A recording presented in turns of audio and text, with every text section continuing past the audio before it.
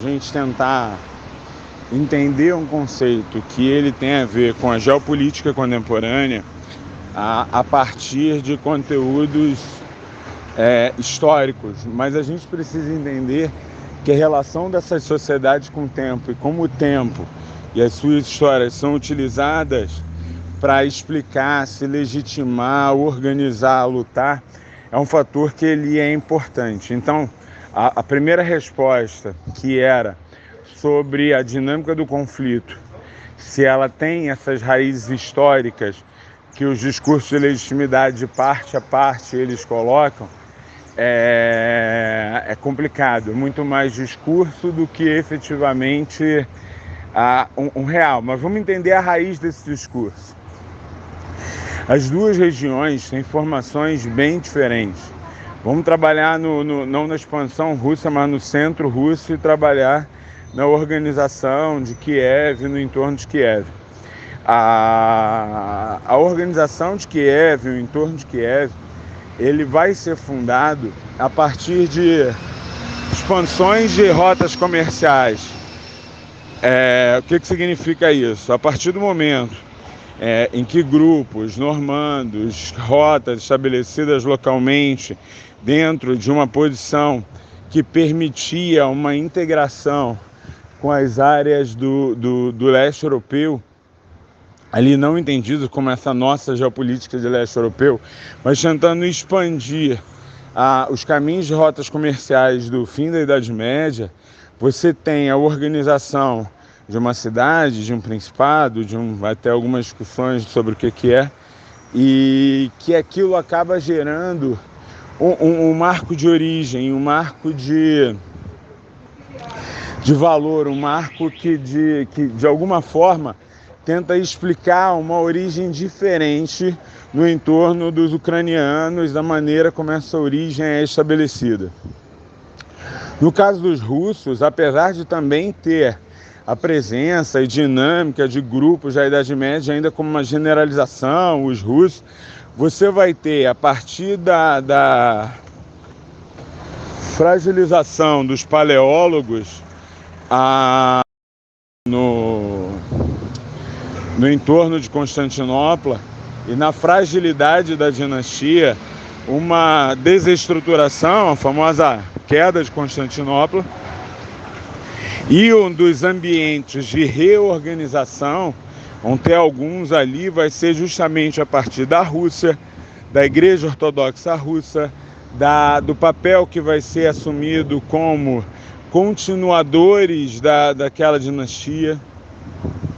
O Czar, o César, é uma variação que tem muito sentido dentro desse processo, e a partir dali você vai ter a Rússia se consolidando como império por uma série de fatores. Vai passar por Ivan o Terrível e as dinâmicas de unidade e os modelos de guarda, o avanço do exército, tomada de regiões de tártaros mongóis, enfim, uma série de movimentos que configuram uma ideia de Rússia, um domínio de Rússia, e que explica por que eles conseguiram estar muito fortes até o início do século XX. No início do século XX, já Catarina tenta uma modernização antes, mas no início do século XX isso já está muito claro como um problema diante das novas dinâmicas de mundo, e isso vai ter um marco no que a gente conhece como Revolução Russa, onde são forças diversas que se reúnem num primeiro momento contra o czarismo, depois uma disputa entre esses grupos, que o bolchevismo ele acaba como sendo a principal linha, a principal estrutura.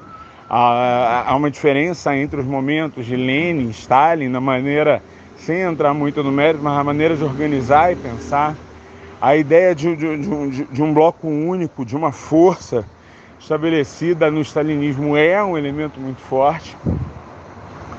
E diante disso você ainda vai ter eventos mundiais que vão ser marcantes ali. Esses eventos mundiais, eles vão marcar fortemente a Ucrânia. Então você imagina, aquela região tem várias identidades locais que dentro de modelos de Primavera dos Povos, disputas políticas, fim do Império Austro-Húngaro, a expansão de turcos lá, 18, 19, você vai tendo identidades locais que emergem e que de alguma maneira acabam se consolidando e cristalizando algumas formas de fronteira, mas sempre questionadas pelo outro.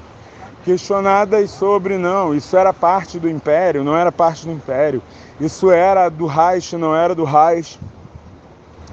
E aí, quando você vai ter a expansão do nazismo e toda a preocupação de uma superioridade, da união de um determinado grupo que deveria ser considerado o mais importante, não à toa esse tipo de ideia na região ele é muito presente, em toda a região. Você vai ter um conjunto de vitórias alemães, horas com conflitos gravíssimos, horas sendo aclamados pela população local, que vão estar gerando a invasão que vai chegar ao rompimento do acordo que tinha estabelecido entre o Stalin e o Hitler, e a expansão vai lamber Kiev. Tem um livro muito legal chamado Futebol e História, que fala sobre as questões do time e como o futebol, que era importante dessa representação de identidade, como o time foi perseguido, como os caras foram forçados pelo nazismo a trabalhos forçados, interrogatórios terríveis. O livro é bem detalhado, bem interessante. E aí quando você vai ter a virada, quer dizer, quando Stalin começa a conquistar ali, você vai ter batalhas importantes, Stalingrado, enfim, e você começa a uma fragilização das tropas alemãs, o crescimento dessas tropas já soviéticas, já não eram mais russas, já soviéticas, você vai ter uma ação em que todo o expansionismo colocado soviético, todo o ódio de tudo também, como foi gerado e como eles foram humilhados na Primeira Guerra, vai voltar como uma onda enorme. Então a União Soviética sai de um domínio muito próximo ao antigo domínio da Rússia para você trabalhar com uma ideia de uma ampla dominação de territórios que tinham autonomia, mas que eles historicamente vão dizer, não, essa autonomia não é real, e aí o conjunto das influências, o jogo, a Alemanha derrotada, a gente tem o início da Guerra Fria. No momento da Guerra Fria, no momento onde essa força é estabelecida, a cortina de ferro, a Ucrânia é fundamental para a União Soviética, por questões econômicas, por questões geográficas, por questões relacionadas ao gás, ao petróleo. E você tem o quê? Quando você fala dessa dominação e desse momento, quem estava dentro daqueles estados com maior investimento, com maior potencial, com maior estrutura, estava mais tranquilo, estava considerado muito mais protegido. E é o caso da Ucrânia.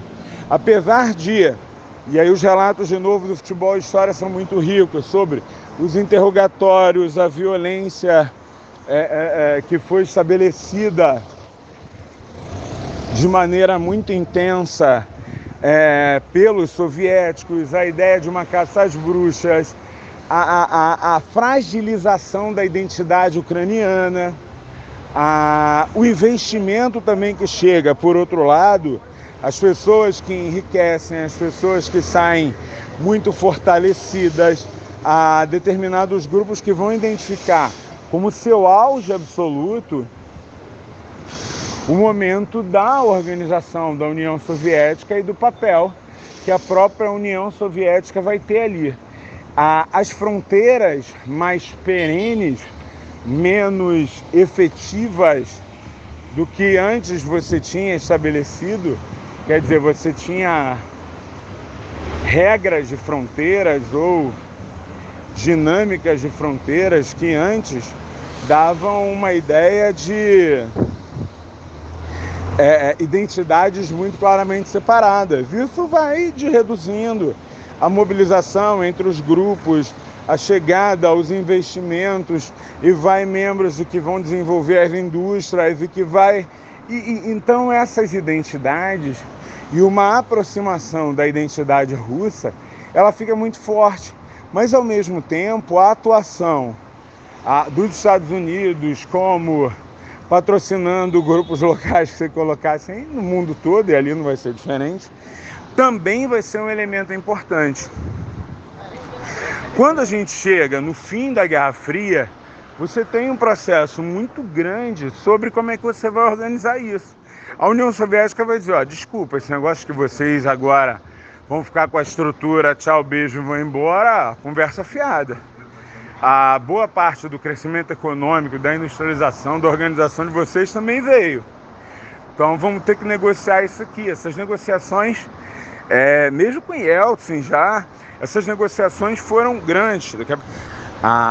Então o que acontece? Quando você tem esse processo da saída, você teve negociação, porque a União Soviética, a Rússia, ela não foi de graça. E aí, por exemplo, da Ucrânia. A Ucrânia você tinha, na mobilização da Ucrânia, a Ucrânia foi muito utilizada para energia, não à Chernobyl, desenvolvimento de armas nucleares, pela proximidade da Ucrânia nessa área de defesa, justamente por ser uma posição mais avançada. Aí quando a Ucrânia quer ir embora, quer ficar com as coisas, não vai, devolve as armas para a gente colocar. E é trabalhado uma ideia de desarmamento. O desarmamento é de um acordo nuclear de várias armas nucleares, o que foi geral. E o uso de arma nuclear, ainda mais com as novas tecnologias, não é o mesmo quadro que a gente tinha na década de 40 e 50. Os processos são bem diferentes, mas a gente vê algumas generalizações muito ruins. Qual é a situação da Ucrânia mais recentemente? Vamos colocar assim. Todas essas trajetórias políticas e histórias se manifestaram e se organizaram em tendências de partidárias. Então você tem partidos separatistas que se organizaram, dado essa proximidade, a ideia de que a Ucrânia nunca deveria ter saído. Você tem partidos ultranacionalistas que vão estar defendendo essa ideia de uma origem ucraniana, de um povo superior, de um grupo onde não pode estar misturado com esses outros. Você tem uma forte tendência liberal na Ucrânia, de uma lógica de se aproximar do capital, de estar vinculando aonde as mazelas onde vão estar estabelecidas ali são menores do que os potenciais econômicos que você pode desenvolver. Todas essas tendências, todas essas relações, elas tiveram um momento em que elas se tornaram partidárias, discursos políticos, posicionamentos, mas elas também tiveram momentos de tensionamento de parte a parte. Você teve um quadro bastante famoso em que a atuação política de determinada liderança na Ucrânia incomodava a Rússia, o sujeito foi envenenado, o sujeito foi praticamente afastado ali. Muitos colocam como uma ação direta mesmo russa, muito relacionada ao Putin.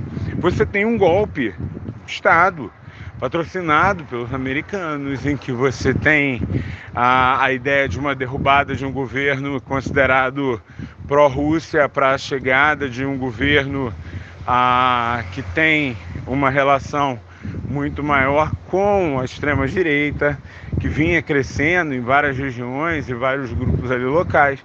Você tem os ingredientes, são muito extensos. Quais são os ingredientes mais recentes dentro dessa disputa?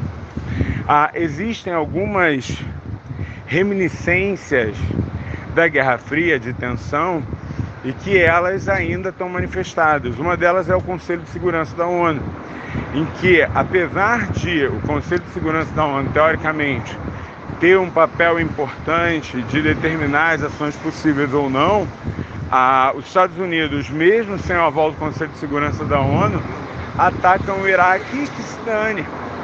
Então a ideia é, qual é o limite aqui do Conselho de Segurança da ONU?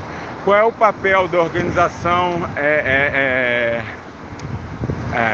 a militar do Atlântico Norte, a OTAN? Como é que eu vou entender se ela não é um braço armado desse grupo anti-Rússia, ou anti qualquer outra força, anti-China, qualquer um cão de guarda de determinados grupos colocados ali contra esse universo consolidado que se torna hegemônico dentro dessas regiões? Como é que eu vou lidar? Isso já tinha acontecido na Síria, só chama mais atenção agora, e é horrível falar isso, mas é verdade que é na Europa. Porque você tem ali uma série de discussões que estão dentro da Europa e é absolutamente problemático, mas o caso da Síria e a guerra civil da Síria vai ver esses mesmos ingredientes: morte pra caramba, migração pra caramba. Você acredita numa terceira guerra mundial? Não. Não nos moldes da Segunda Guerra Mundial, vamos corrigir.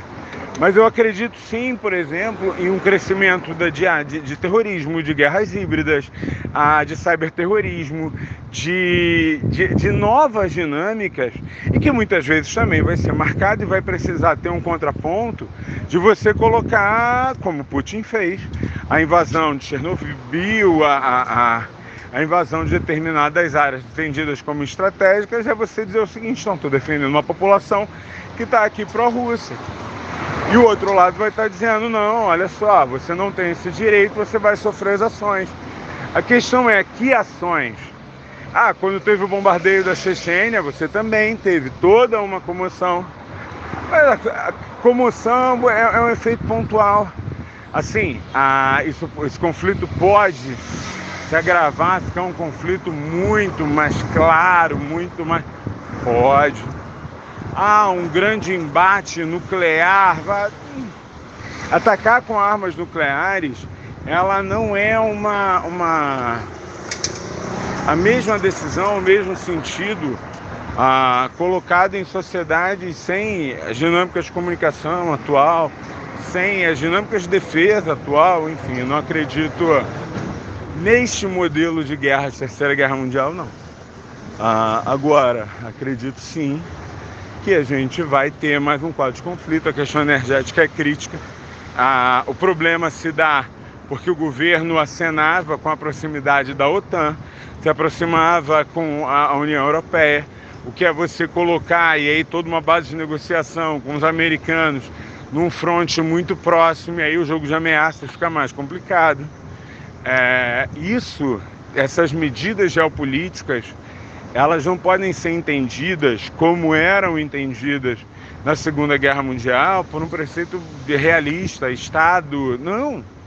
Eu preciso estar entendendo que aquilo que mexe Estado, guerra, politicamente, ainda é mais tenso e mais crítico em tudo aquilo que eu vou colocar por dentro desses debates, tudo aquilo que vai gerar de conflitos para além dessa exterioridade